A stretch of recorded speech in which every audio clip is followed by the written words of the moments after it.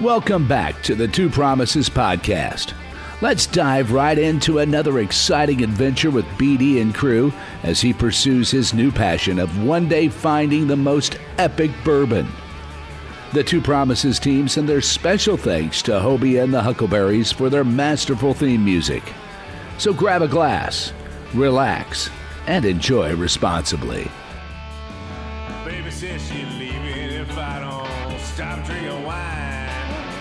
So I switched to whiskey, now I'm feeling fine. Drinking that smooth, smooth whiskey. No more wine. I like straight bourbon. Baby, you try the ride. Welcome back to the show, everyone. Thank you for tuning in. I am very excited to introduce a very special guest again for our show. We have Dakota Wortman. He is a fellow veteran. He comes from the information side of the job, MOSs, if you will, and he is a filmmaker. He's recently put out a feature-length film that won some awards, and I'm really excited to get into more detail with him. But before we go down that road, I want to send it over to Mr. Wortman and have him just kind of introduce himself. Hi, I'm Dakota Wortman. I was 25 Bravo in the Army for about 6 years. I deployed to Afghanistan once, in Shindan, and yeah, I was an IT specialist, so I was doing uh, satellites and talk operations and stuff like that. So it was a wild ride. I'm not gonna lie. But yeah, and I became a filmmaker right after I got out. So Whenever I was just kind of like a little, maybe a touch point background on me a little bit, whenever I was originally joining the Navy, I was hoping to go in as a photographer's mate, oh which was kind of in the whole, film photography realm. But there was like, oh, it's going to be I don't know, a year and a half wait before we can send you to boot camp because it's such a small rate and it's wow. very, a lot of people are wanting to do it. So if you're wanting to kind of, go in earlier, um, pick a different rate because I was trying to strike for the SEAL program. Obviously, even way back then, that was kind of the goal. And photographer's mate was one of the source rates that you could go into, and a rate is the Navy's version of an MOS. Yeah. So I was like, oh, I want to do that. And like, oh, well, it's too closed off, so pick something else. So that's ultimately where I ended up going corpsman. But I was interested, even from a very young age, in filmmaking. A lot of my school projects in high school, if I could find a way to make it into making a movie, that's what I was doing. So it's another reason why I'm super excited to talk to you and hear about your experiences of actually living out that dream. Oh, that's awesome. Yeah, see, that would have been a really cool job to take in any military, as a as some kind of photographer or film or something. Yeah, that would be insane. That would be super cool. Super cool. But information tech, I mean, I was deployed and man, we relied on all of our communication specialists so much. I mean, there's so many moving parts, so many different systems that have to talk to each other. So you were truly invaluable, and I know you helped out It, the unit you were with. it was a busy job. You're Uh-huh. running around like with your head chopped off, trying to get things up and running for either talk operations or even just training and stuff. You have 72 hours to set up a whole network for a whole battalion, and it's like, oh my gosh, you had like 4 or 5 guys working on it. That's it. So, Wow. Wow. And what size are your guys' battalions? mm, uh, I am I'm not entirely sure, but I could probably say there was about 300, 400 computers that we had to re-image at one point. So Wow. yeah, Wow. yeah, it That's a was lot. yeah. So cool. That's definitely a very much needed skill, and I know we relied on them heavily while I was overseas. And I know that if you're not talking to people, you're not doing anything safely. So, Right. so were you always interested in doing film, or is that something that kind of happened later in life? That's kind of something that happened later in life. After my 6 years was up, I tried finding all kinds of IT jobs or anything from uh, in Seattle because I was stationed in JBLM, and I tried doing Amazon, being a cloud support associate. Uh, at first, they said they needed a clearance, and when I was halfway into the training, they decided you actually needed a top secret, and I didn't have a top secret. It would have taken a year for me to get my top secret, and yeah, that was kind of disappointing because it was going to be a pretty awesome job. But I had to move forward, so I had to, I moved to Texas, right back to Texas, to be closer with family, find a job in IT. Couldn't find one. They needed like a degree or more certifications or stuff like that. And I had to get something on the spot. So I became a security officer for a short bit. And Okay. that that was about 6 months. And during those 6 months, I had a lot of thinking to do. What I was gonna do, what was my next step for me and my family. And I decided, you know what? I forgot. I have, schooling I could do, and Right. Yeah, you got the GI Bill. exactly, and I was like, I told myself I'm never go back to school. I hated school in high school, and you know, my dad was the inspiration though. He actually started cinematography school back in the '90s. He never got to finish. Okay. So I was like, me and my dad growing up watching movies, we had this special bond together, and I was like, you know what? Let me take interest in it and see how I like it. I went to school for film and I absolutely fell in love with it. That is so cool. Yeah. That is so cool. So, I imagine it's considerably challenging. So, kind of along the same vein as you, my story's fairly similar actually. Um, I came back and I was still planning on staying in the military, but a series of unfortunate events occurred and They always do. right.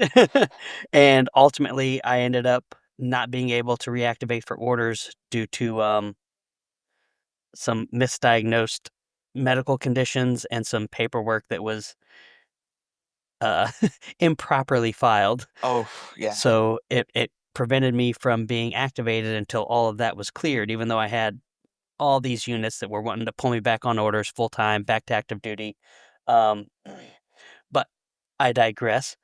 I was taking some odd jobs. Kind of like I said, I worked concrete. I worked at a tire factory, just trying to make sure I had insurance coverages the best I could because things were a little sticky mess. Yeah. But I was like, you know what? I do have my GI Bill too. So why don't I just see about dipping into that and going back to school? And I recently finished a bachelor's degree. It was mostly online. Um, but I wasn't ready because I was unhealthy. I wasn't ready to go into, like, say, a master's program or something that was very research intensive, Yeah. and the school had a blacksmithing program. So, I was interested in blacksmithing also whenever I was in high school. I somehow managed to get the basic equipment and, like, do some basic forging, and then I found some mentors eventually, but I was like, "Hey, I'm gonna apply to that college. They have a blacksmithing program." Little did I know it was a fine arts degree program. So it's probably just as heavy, if not more heavy, in all of the other fine arts mediums. So Yeah. whenever you went to film school, did you find that to be the case as well? It was kind of interesting for me, because first off, you go to the army or you go to the military and you come back, you're a little older than you're used to, and then you see like kids who are like 17, 18, Mhm. they're always late to class. They're always, or we have a project and they're always procrastinating. And I'm like, I want to get this like perfect. Uh, so it was heavier than I thought it would be, but it was a lot more fun, I guess you could say. Yeah. Uh, until COVID hit, obviously. COVID hit and everything was like online, and Yeah. my first class that was online was cinematography class, and I want to be a cinematographer, and I Mhm. was so upset. I was Oh, so no, upset yeah. about that because I wanted to Yeah. do that on hands-on. I'm more of a hands-on guy, Yeah. so uh, that that that kind of disappointed me, at least, you know. Yeah. So did you have to do, like, other art classes? Did you have to do, like, intro to drawing? Did you have Oh to do, yeah, like, pottery or, like, sculpture or things like that? yes, yes, we did. We had to do like color theory, and we had to.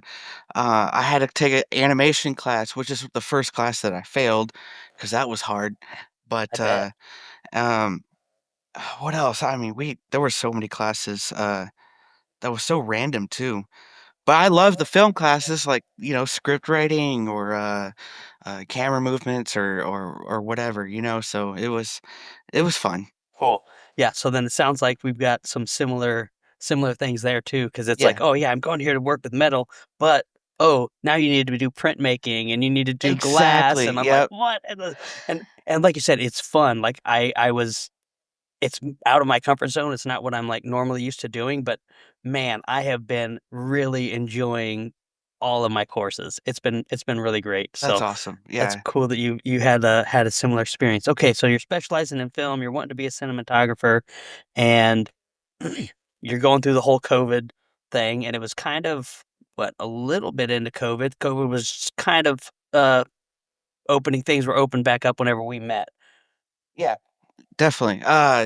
And they still continue to do online courses afterwards. So they kinda did a hybrid almost. So Okay. my last year of schooling was, like, 2 online classes and, like, maybe 2 or 3 online classes and then 1 in person, um, and it still looked like a ghost town, and, the craziest part about getting my degree was I got my degree, and then, 3 months later they gave a week's notice to all the students that every single school was gonna get shut down.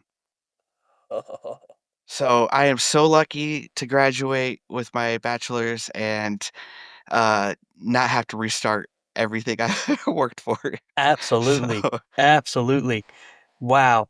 So they were gonna week's notice, everything was gonna shut down, and would that have how would that have just held up your graduation, or would that have, like, "Hey, it's not an accredited or, a recognized school," or it was the art. transfer and, like, have to get partial credit, you know what I mean? Yeah, see, I don't know exactly what happened to all the rest of the students, but I know, I remember a couple of my friends are like, "They just gave us a week notice," and some classes, obviously, they don't transfer to other colleges and stuff. So Oh, man.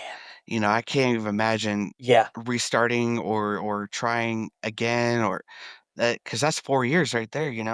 Dude, yeah, that would be awful. So when did you graduate? Uh, let me see. It was actually 2023. 2023. Mhm. Cool.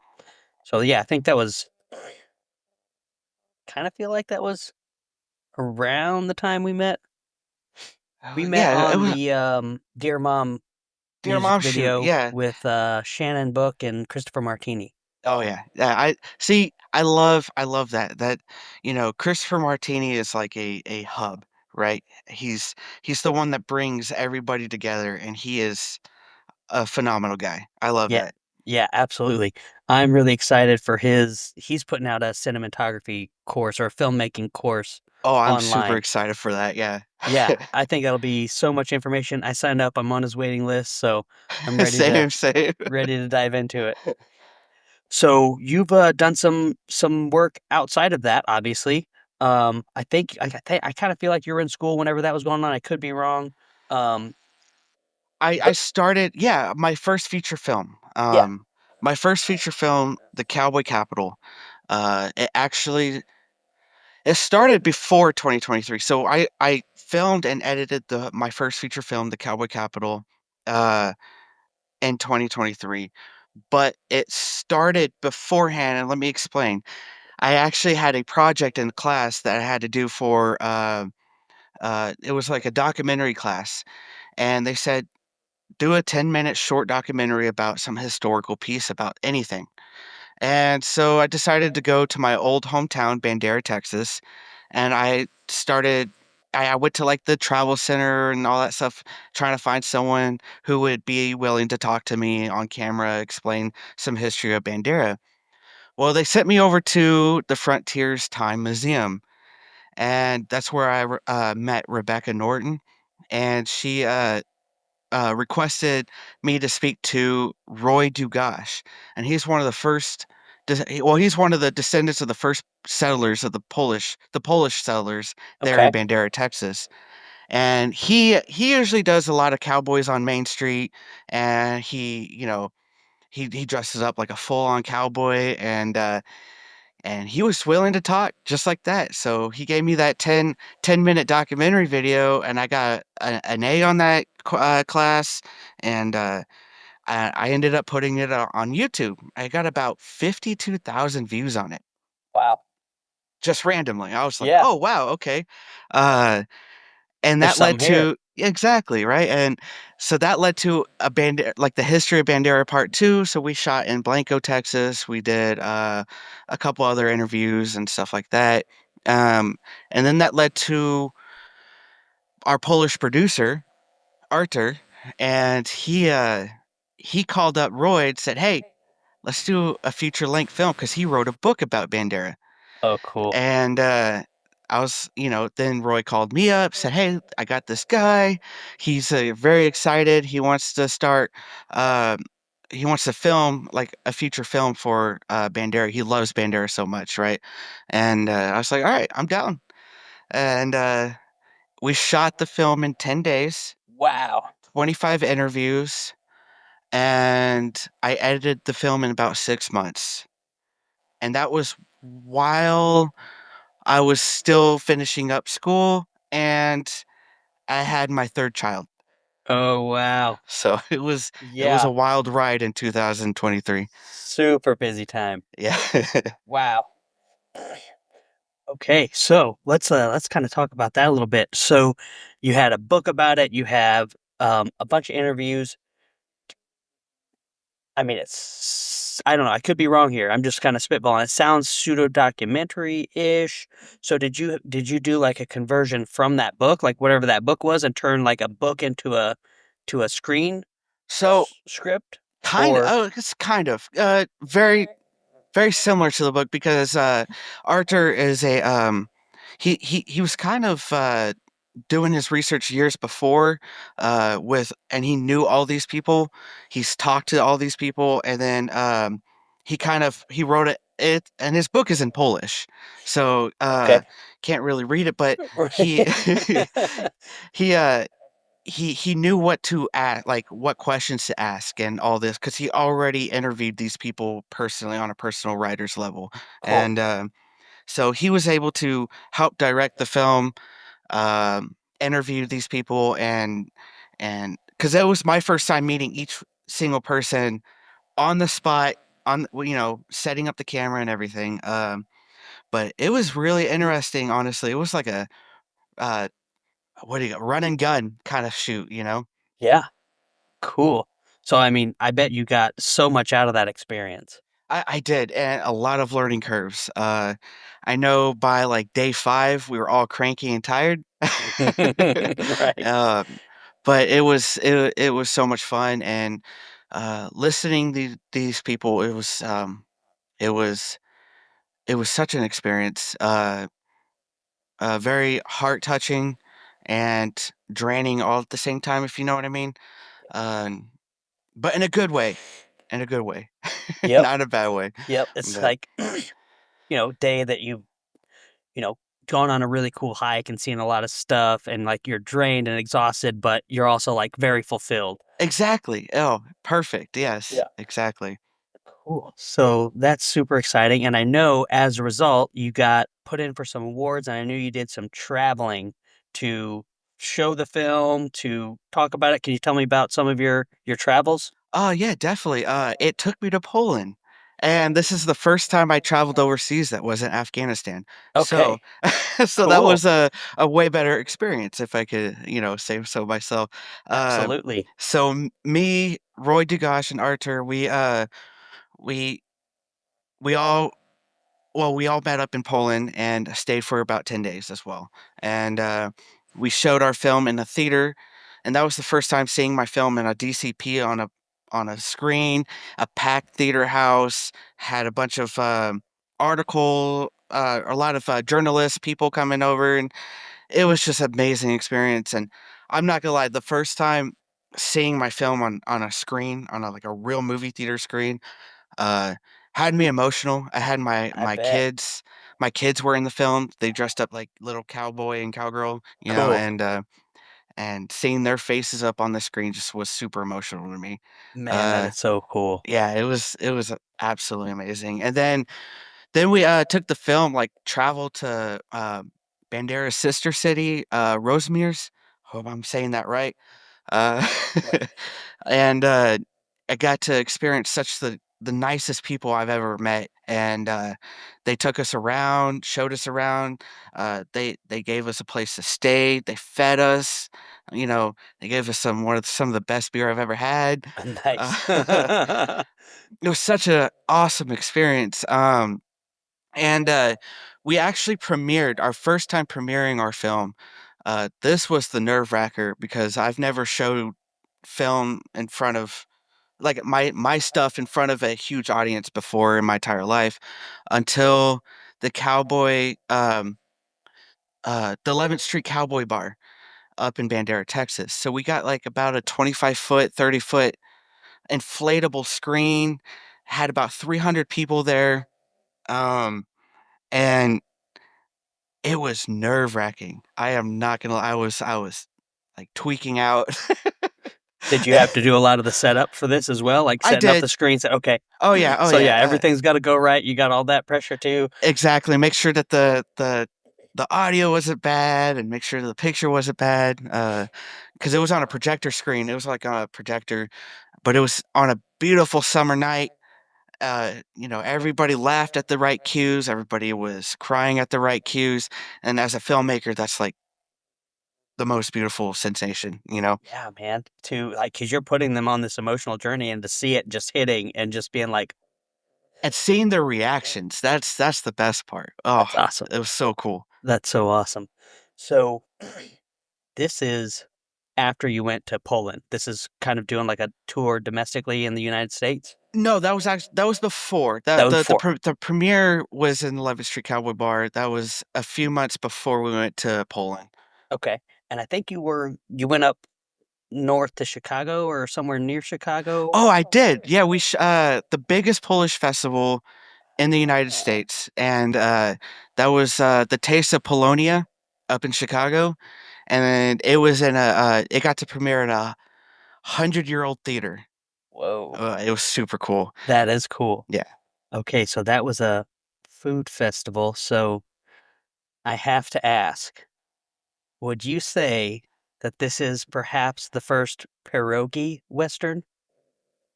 Pierogi? Yeah. Okay, so well, I took Archer, I took my dad, and Archer and Roy, we all drove up there, and it was really funny because I asked Archer because this was before we went to Poland. I asked him, I was like, "Hey, does any of this food actually like real Polish food, or is it all westernized?" And he's like, "Nah, you got to go to Poland." Okay. Yeah. All right. Nice. So I think if it's not the first, it's at least the most uh impactful pierogi Western that's ever been made. Yeah, yeah, exactly. That's Uh, awesome. Yeah. So how was it? Did you try the Polish food in Chicago and in Poland? I did. Actually, I enjoyed both. I the Polish food in Chicago was really good, but when you go to Poland, there's something about their food that is just, oh my gosh. Even their gas station food is way better than our food.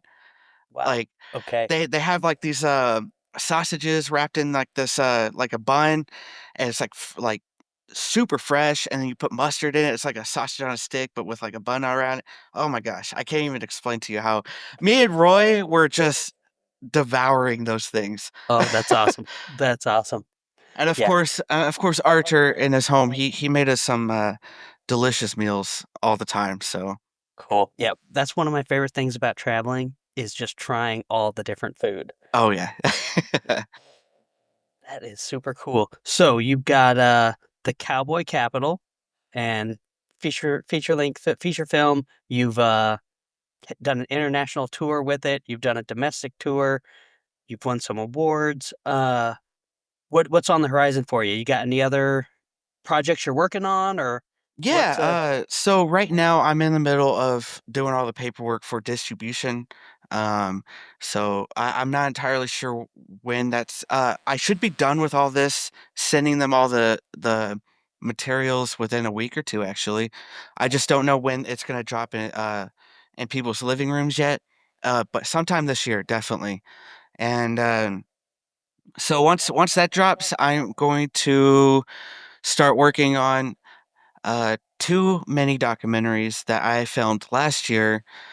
We went on a 10-day travel to Utah, California, um, for two two amazing human beings that we got to interview.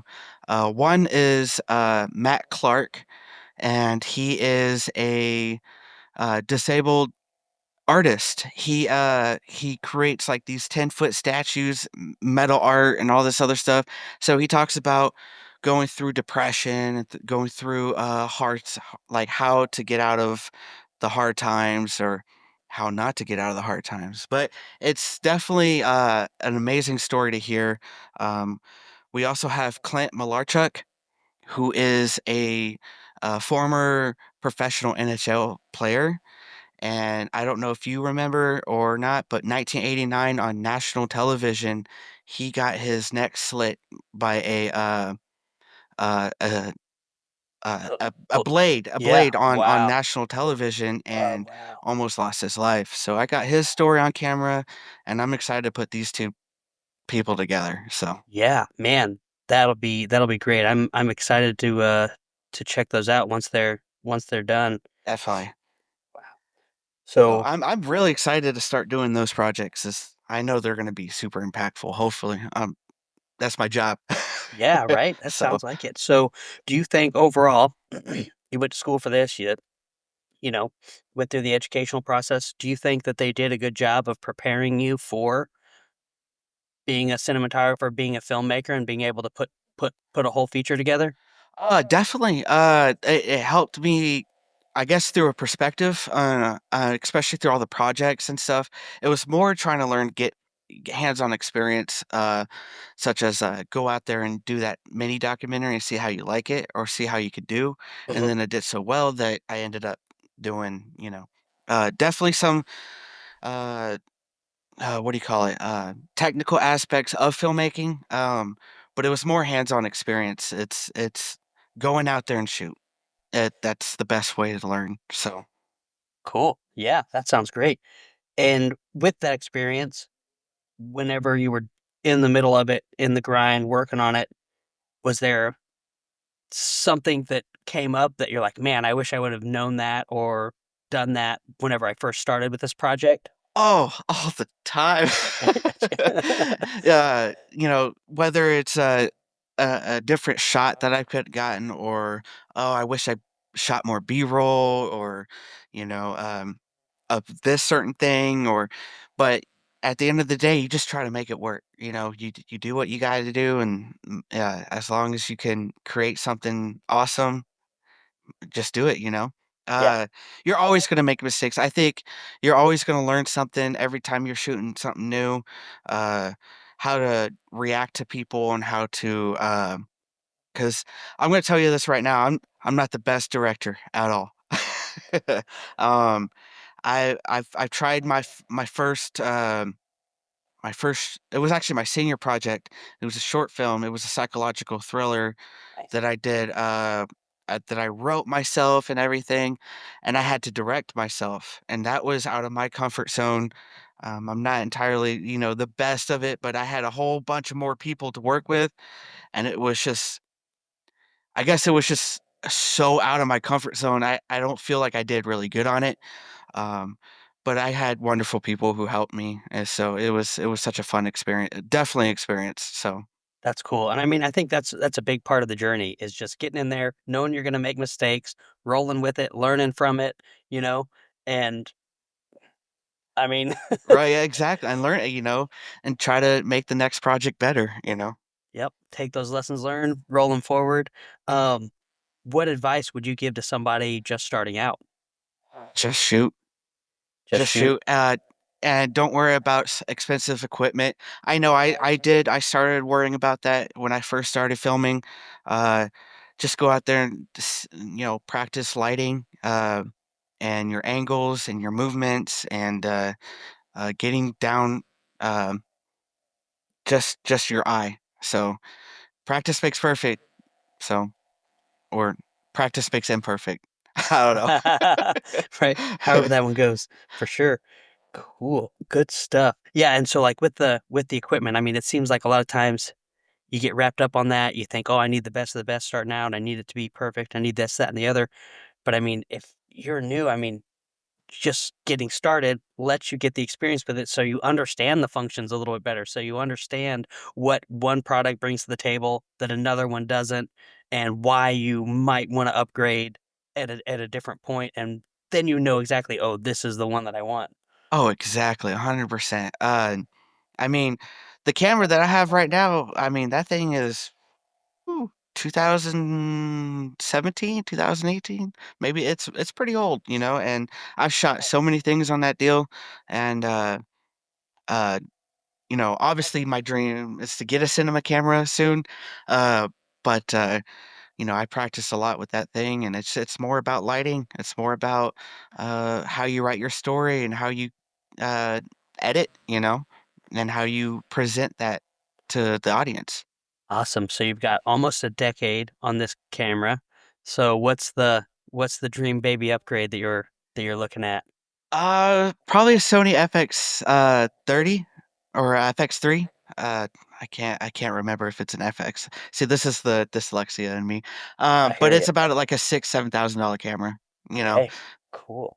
And yeah. then, hey, you've used the other one for a decade, so you know you're gonna get plenty of use out of this one. It's Oh gonna be yeah. well worth the investment. Oh, Cool. definitely. And to be able to upgrade and see what I can do with it. That sounds super exciting, man.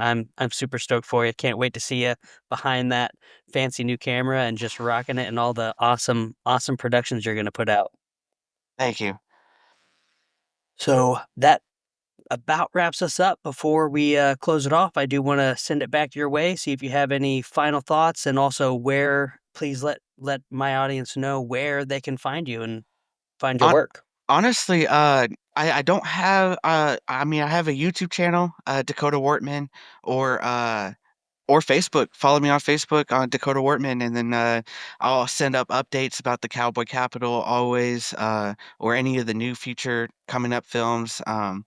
Yeah, I don't really use Instagram much. I probably should use Instagram more. Everybody uses Instagram, but yeah, just Facebook or YouTube, and I'm always gonna update everyone there. So Awesome. Sounds great. Thank you so much for coming on the show. It's been awesome hearing about your experience and all of the all of the work that you've done and making that cowboy capital the international cowboy sensation of 2024, 25, whatever it came out. right, Yeah. Was thank. 2024? It's yeah. Well, it's probably gonna be considered 2025 now. Okay. Yeah, yeah. So Oh, so that's all once the it starts pre-release streaming, stuff. yeah, yeah, Ah, I got the behind the scenes. I like it. I like it. definitely. Awesome. Well, I'm super excited for you, man. Awesome. Thank you so much. Yep. Thanks for coming on. Of I'll see course. you soon. All right. Thank you for joining us today on this curious roller coaster of life. If this is your stop, please exit peacefully. Enjoy the rest of your day. If you're ready for another one, just push play. Just a final note before you go, thank you, and thank you for feeling. The distillation and aging process is different for everyone. I'm not quite sure what you're ready for. Sip slowly and enjoy responsibly. Baby says she's leaving if I don't stop drinking wine. So I switched to whiskey, now I'm feeling fine. Drinking that slow whiskey.